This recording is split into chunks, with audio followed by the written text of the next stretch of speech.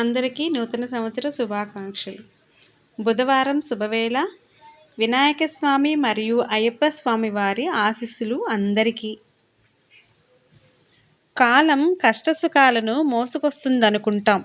వాస్తవానికి సమస్య కాలంతో ముడిపడి లేదు, ద్వంద్వాలకు నిలయమైన ఈ ప్రపంచంలో ఉంది. ఉష్ణం శీతలం, సుఖం దుఃఖం, జయం అపజయం ఇలాంటివన్నీ ఉన్న ప్రపంచమిది.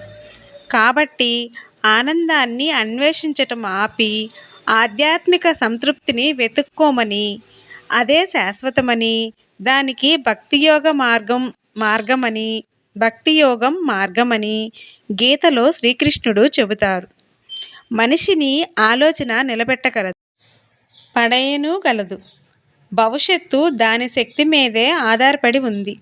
విలువైన కాలాన్ని సద్వినియోగపరిచేది ఆ ఆలోచనే.